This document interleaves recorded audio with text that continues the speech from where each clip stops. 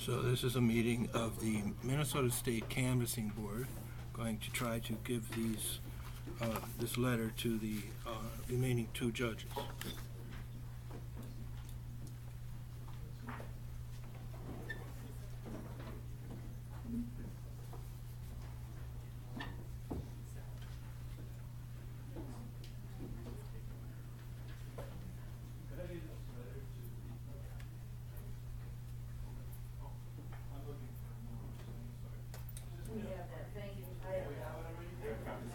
Thank you very much.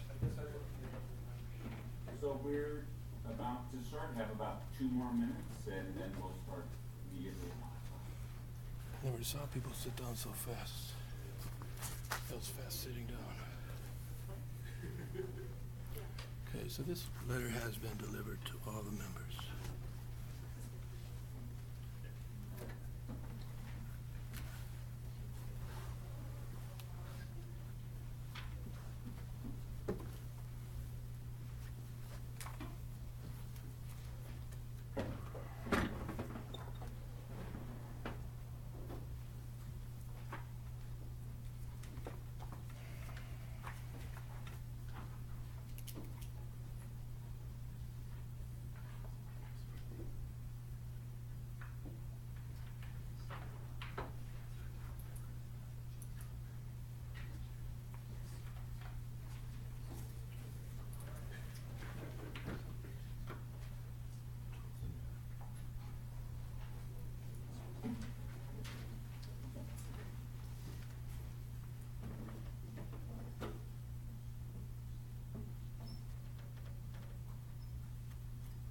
Mr. Post, are you ready to proceed?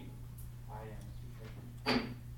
Call to order the State Canvassing Board meeting for November 25th, 2014. Welcome to everybody. Glad to see we have 2 or 3 times more people today than we had at our last one. So we're welcoming all of our guests and visitors today. We would like to move to the first item of business, approval of the minutes from our August 19th, 2014 meeting. Do I have a motion to approve the minutes from the August 19th, 2014 meeting? So moved. Is there a second? Second. All in favor say aye. Aye. Opposed, same sign. Thank you very much. Mr. Post, are you ready to proceed with the presentation of the canvas report? I am. Please proceed. So the members of the canvas board, we'll start with the larger document titled State of Minnesota Initial Canvassing Report. Has a large paperclip on it and several yellow tabs on it. So we'll start. This is the initial report of all of the results that were certified to us by each of the individual counties, and it's a compilation of all of those numbers that each of the 87 counties have provided us. If you turn to page 1 of the report, I just want to point out some of the headings across the top. So in the left column is going to be the registered at 7 a.m. number that's followed by the registered on election day. So the election day registrants, some absentee numbers, and the far right corner is the total number of voting. And you'll see that we list each of those totals by county. But then if you turn to the first yellow tab, the tab is situated on page 5, but if you look at the top part on page 4, you'll see that there are totals then for all of these statistics. So these are the first of the statewide statistics I'll mention to you. In that if you look in the far right-hand column, you'll see there's a total of 1,992,566 people that voted in this election as reported to us by the county. That kind of compares to 2.9 million that voted in the presidential election in 2012, and it compares to 2,123,369 who voted in 2010, the last gubernatorial like election. Also on this page, I'll just comment on the second column, the 152,101. That represents the total election day registration on election day for the state.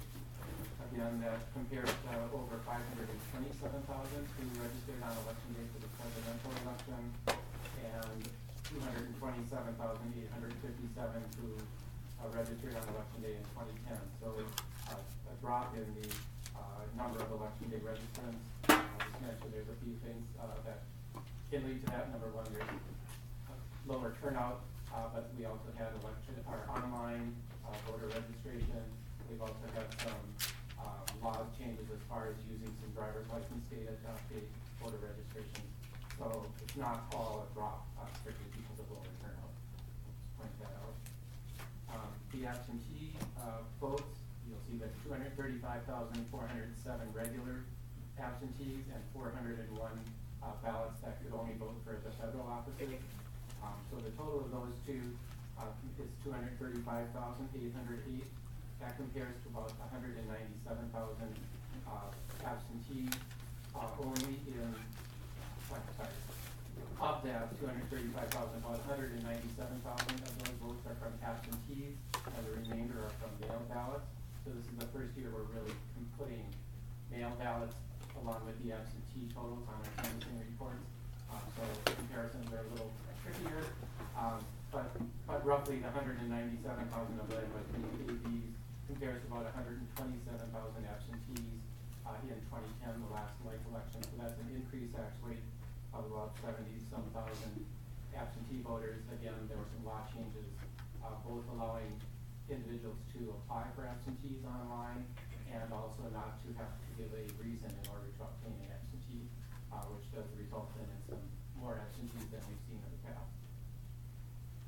So the turnout was definitely lighter than we've had in the past. Using our eligible voters, it's probably about 50.5% of the eligible voters voted in this election, and that compares to just a little under 56% who voted in 2010.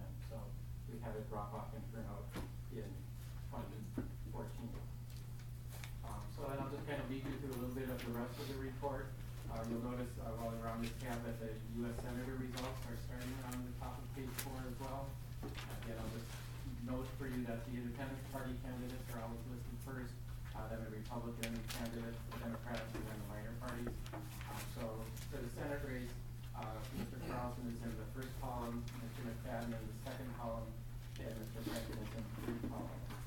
So now I'll turn your page, if you would, to the next tab sheet, which gets you to page 7. And again, there you'll see the totals at the top of page 7.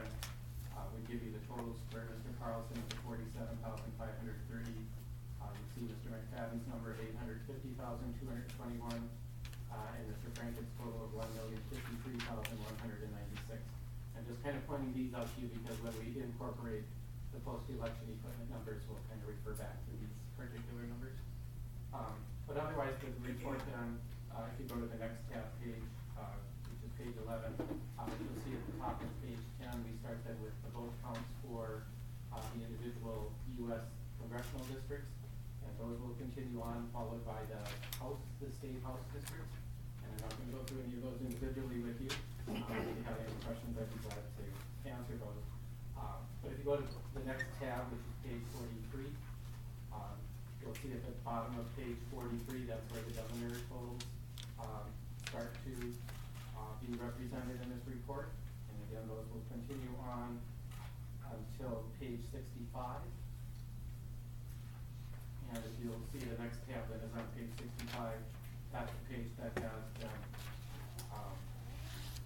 final totals for the governor's race, and then starts the judicial races. So the judicial races will start on page 65. And then finally, I'll point out to you at the end of the report, after page 138, the last yellow tab, there's also a registered write-in report that gives you the vote counts for any of the candidates for federal or state office that registered as a write-in, and we are required to compile those as well. So those give you the individual results of the state election. I will mention to you that there are no taxpayer-funded recounts that are required under the purview of this canvassing board. So there weren't any within either the required 0.5% or 0.25%. I will note that there was one house race that's under the purview of the Hennepin County Canvassing Board because it's entirely within Hennepin County, and that's House District 48A. They did have one race there that met the requirements for a publicly funded recount, and that recount has been already held by the Hennepin County Canvassing Board, and those results are included in this initial report. And the results of that, basically, it was initially a difference of 36 votes, and one of the candidates gained 6 votes and the other candidate gained 1 vote. So it ended up being a 41 vote difference. But I can point that out to you as well if you're interested in knowing the specific race. But other than that, we don't have any publicly funded recounts. There are still discretionary recounts that are possible, and we'll talk about that a little bit later during our meeting. But Mr. Secretary, otherwise these are the numbers that have been certified by the county canvassing boards as reported to us, and we would integrate any post-election review numbers after this. So I'd be glad to answer any questions that the board might have. Any questions to Gary Closer on this initial report for the initial canvassing report? Seeing no questions, please proceed. So Mr. Secretary, I think at this point it'd be appropriate to have a motion to approve this initial canvass. Can I have a motion for approval of the initial canvassing report? Thank you. A second? Thank you very much. All in favor, please say aye. Opposed, same sign. Thank you. Secretary, then moving on, members will look for a smaller packet of numbers called the post-election review changes report. We'll walk you through that report as well. So members, just a little bit of background. The state statutes require that a sampling of precincts be audited within each county. The number of precincts they audit varies based on the size of their county. So in all, with the 87 counties, 207 precincts were chosen at random by the counties to be audited, and that's part of this post-election review. And basically, we're trying to verify that the equipment hasn't malfunctioned and doesn't require a further escalation of auditing of the vote counts that were determined.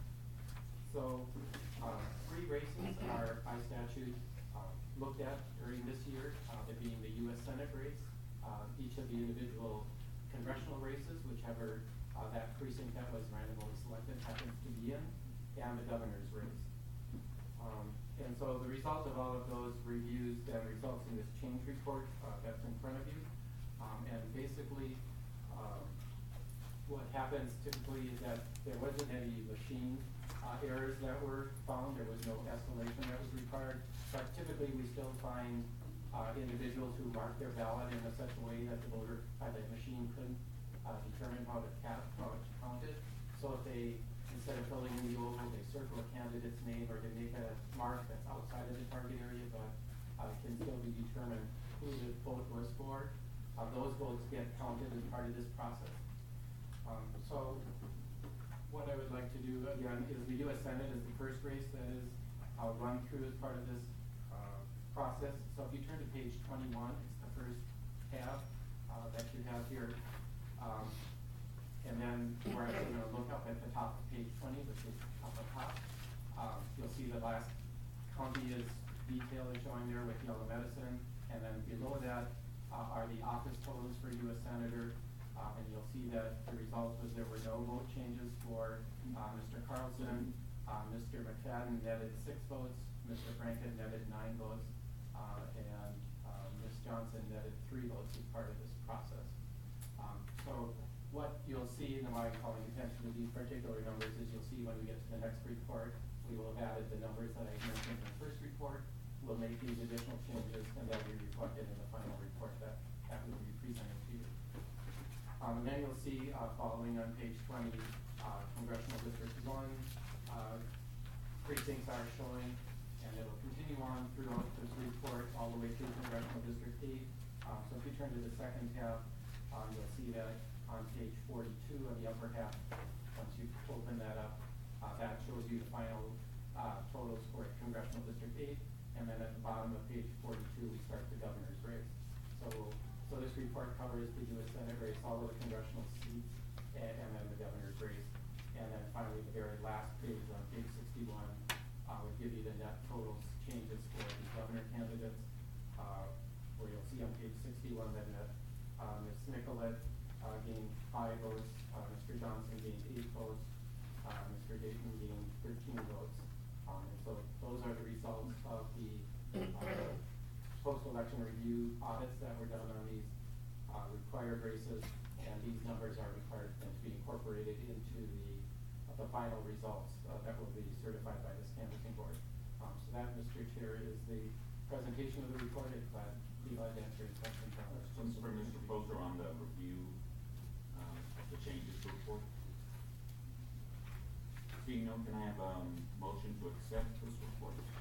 Mr. Chair, you're moving to accept the report and have us integrate those results in with the previously reported. Yeah. So the motion is accepting this report and to integrate it into the preliminary report, the initial canvassing report. Is there a second? Second. All in favor say aye. Aye. Opposed, same sign. Thank you. And Mr. Chair, now that these have been integrated, staff will pass out to the canvassing board members our final report. Mr. Poser, while we're waiting, anything interesting, unusual, exciting? No change reading machine reading. Yeah, Mr. Chair, that is correct. There was no escalation in all of the years we've been doing this since the 2006 election. And the result of these audits have never required any escalation to additional precincts being audited. So it was very clean in that sense. Please now receive the integrated report. Want to proceed? Yes, Mr. Chair. So this particular report only has one tab on it. So if again you turn to page 7, I'll just call attention here to if you'll recall on page 7 of the initial report, Mr. McFadden had 850,221 votes, and as part of the post-election review audit, he gained 6 votes. And so you'll notice adding those 6 votes to his original number, you'll see on this report he does have 850,227 votes. And similarly, Mr. Franken in the next column originally had 1,053,196, and he gained 9 votes as part of the post-election audit, and so his now number reflects that, showing now the 1,053,205. And then similarly throughout this report, the numbers for the congressional races and the governor's race have been increased based on the results of that post-election changes report that we just went over. So I don't intend to go through the rest of the report, but it's really glad to answer any questions if anyone has. Any questions? Can I have a motion to approve the final integrated canvassing report? Second? Second. Thank you very much. All in favor, please signify by saying aye. Opposed, same sign. Thank you. Thank you, Mr. Poser, and thank you to your staff and to all those partners throughout the state. This is a really big job and was the smoothest election and certainly my I agree with that, Mr. Chair. I believe you have these certificates then that have been signed in the manila folder. Here we are. We got it. We'll start this down at your end. Here's a nice blue. And then, Mr. Chair, with your permission, while the signing is going on, we wanted to talk about the selection of the performance review precincts. Yes. Real good. Justice Page was here for the first. Thank you for being here on both ends. Okay. So, Mr. Chairman, of then the 207 precincts that have been selected by the county auditors and went through this recount of the audit of the votes for these 3 races as we've discussed, the statutes also provide that of those 207 precincts, we pull at random by this board 4 precincts for each of the congressional districts. So out of the 8 districts, they each go through full 4 precincts. And those 32 precincts will be further audited by our office for things other than counting the ballots. So they'll be looking at all the other materials used in the polling place on election day and reviewing the processes within the polling place. So with your permission, the staff here will put in, starting with Congressional District 1, they'll put in all of the precincts that were audited by the counties for Congressional District 1, and each of the canvassing board members, other than the chair, would pick 1 precinct and publicly announce which precinct you pulled. That will be recorded, and they will go through a performance review. Congressional District 1, Nobles County, Round Lake.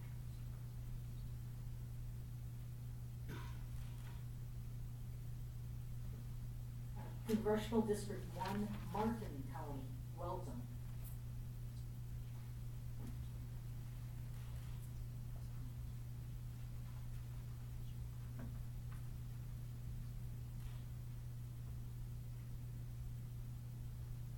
Congressional District 1, Brown County, Anscombe.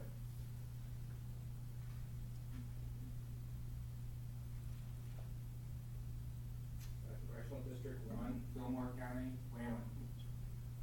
Take a little time here and switch to Congressional District 2.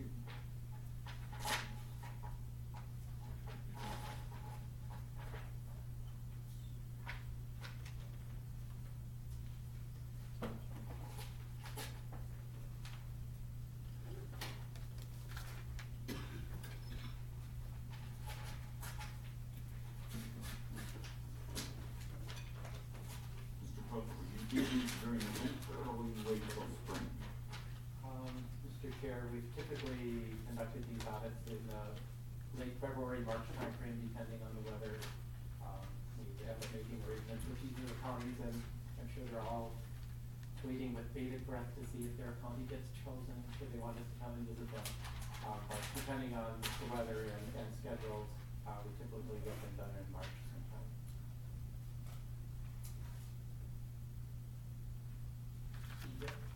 Congressional District 2, Dakota County, Egan, E11.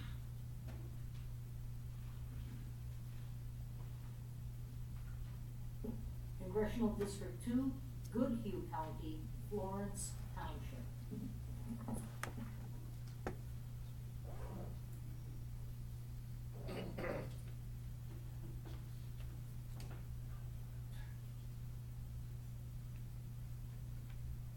Congressional District 2, Wabasha County, Elgin Township.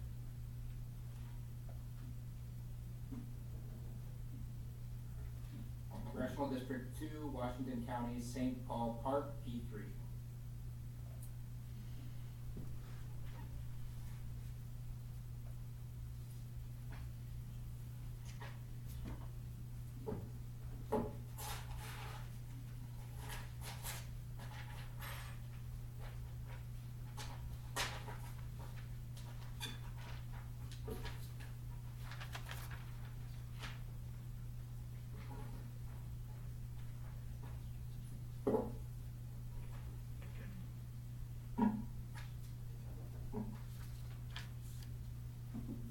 Congressional District 3, Anoka County, Coon Rapids, W3, P4.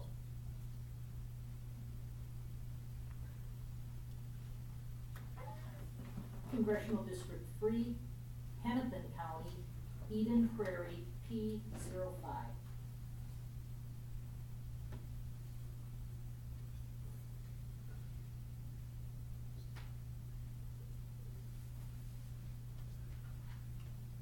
Congressional District 3, Hennepin County, Edina, P05.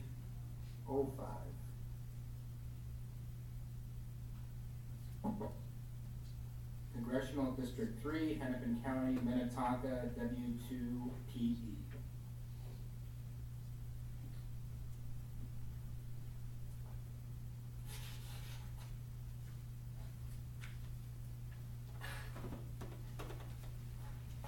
Mr. Cook, were there some exact tied elections?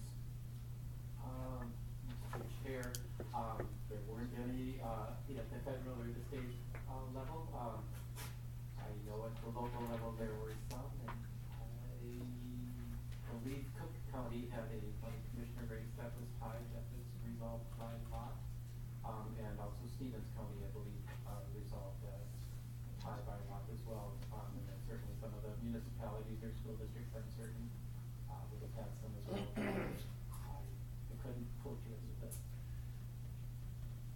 Congressional District 4, Ramsey County, North St. Paul, P1.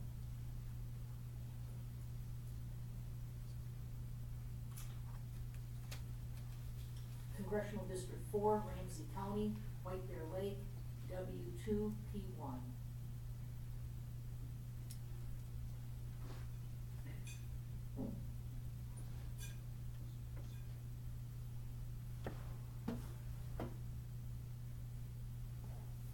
Congressional District 4, Ramsey County, St. Paul, W3, P10.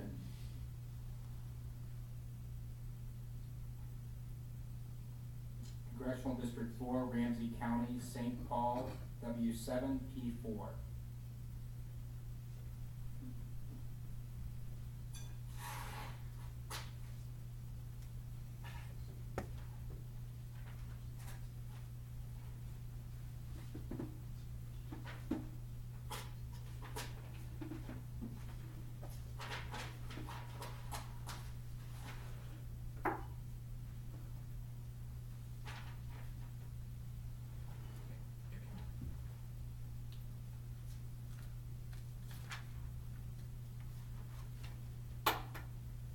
Congressional District 5, Hennepin County, Minneapolis, W1P07.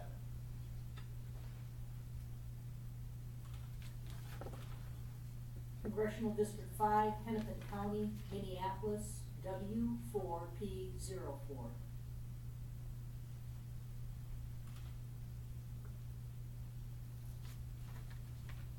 Congressional District 5, Hennepin County, Richfield, W3P01.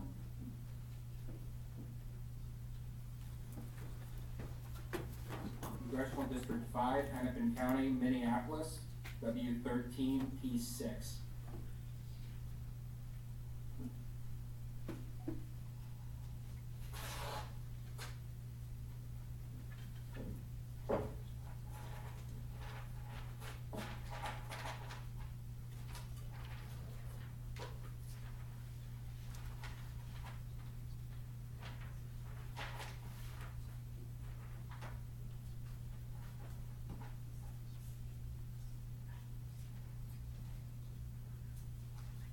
Congressional District 6, Wright County, Silver Creek Township.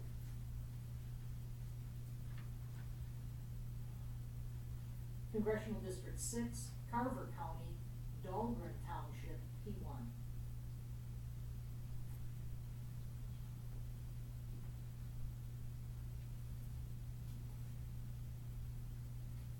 Congressional District 6, Stearns County, St. Cloud, W1P2.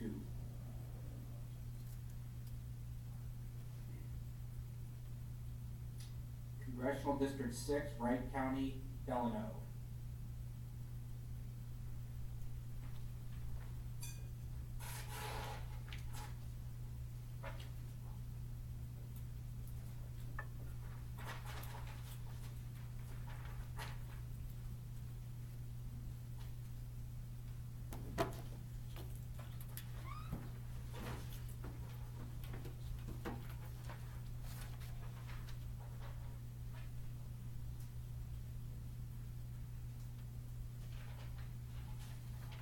Congressional District 7, Douglas County, Spruce Hill Township.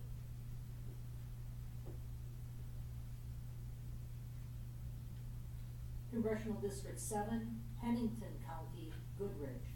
Goodridge, R-I-D-G-E.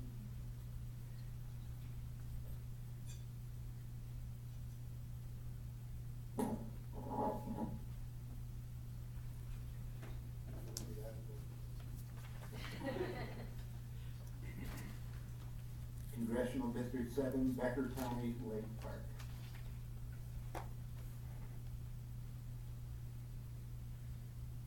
Congressional District 7, Lyon County, Taunton.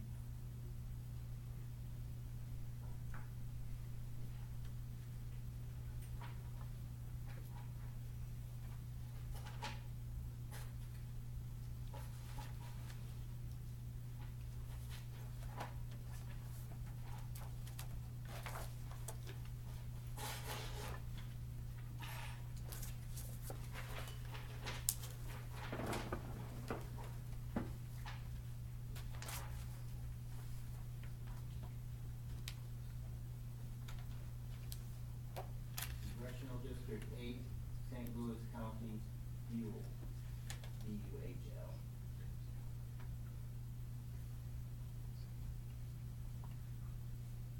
Congressional District 8, Itasca County, Blackberry Township.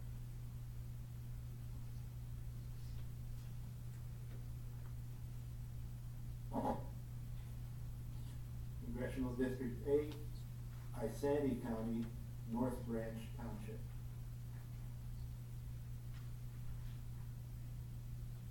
Congressional District 8, Cook County, Cascade Precinct 7. Thank you, everybody, and I'd like to entertain a motion to approve the selection of the post-election performance review precinct as chosen by law. So moved. Thank you very much. All in favor say aye. Aye. Opposed, same sign. Thank you very much. In your advanced materials, you received a copy of the contingent discretionary recount plan for your review. This is solely to be prepared and to gain your approval in advance so that we're all set to vote. If there is a discretionary recount, I'd like to entertain a motion to approve the proposed contingent discretionary recount plan. Thank you. Second? Any discussion? All in favor signify by saying aye. Aye. Opposed, same sign. Thank you very much.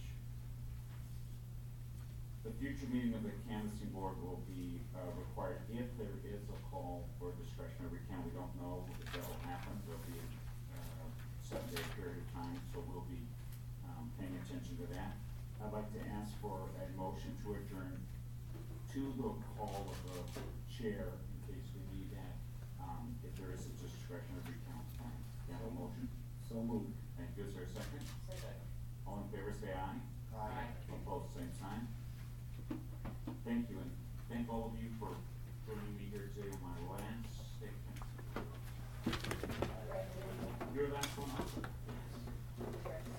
Thank you very much, and thank you to everyone who did vote today, and thanks to all who made our election. It's an amazing process for Minnesota. Gary, you're being each time it's been such a challenge, but this time it was so smooth that it sort of made all of those different changes come together into one. So thank you. Thank you. So while the congratulations are ending, they're kind of going through the motions because they received this letter. That's what I'm trying to do. I'm trying to walk through the process as this case proceeds. There was no discussion of the letter, but they did tell me they did receive it. They did a quality control check, and again, it's kind of like going through the motions when no debate is allowed and the First Amendment is not really honored.